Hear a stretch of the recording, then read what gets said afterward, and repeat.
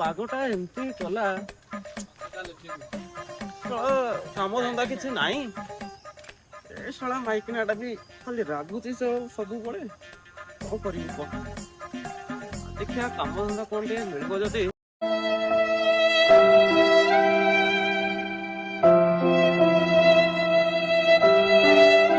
ବର୍ଷା ପାଖରେ ଗୋଟେ ଲୋକ ମିଳୁନାହାନ୍ତି, କଣ କରିବି?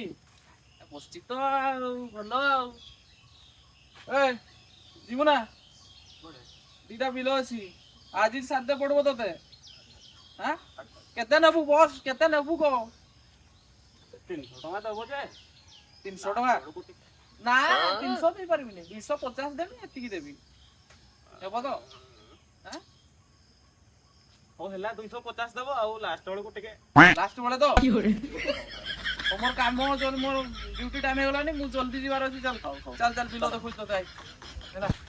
ଦେଖ ଏଟା ବି ଆମର ବିଲ, ଏଟା କାମ ସରିଯାଇଛି ହେଲା।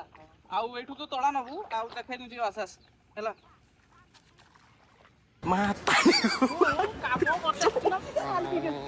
ମାତାରିକୁ ପାଇ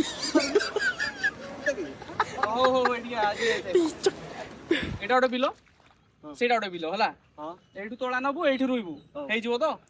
ଓହୋ ହେଇଯିବ ହେଇଯିବ ନା? ପୁରା ଓକେ ହସ ଅଛୁ ନା? ପୁରା ଓକେ। ହଉ ହଉ ମୁଁ ତତେ ପଇସା ଦଉନି, ତୁ ଏଇଟା ରଖ।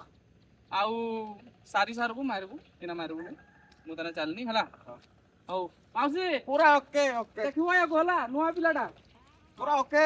ହଉ ହଉ।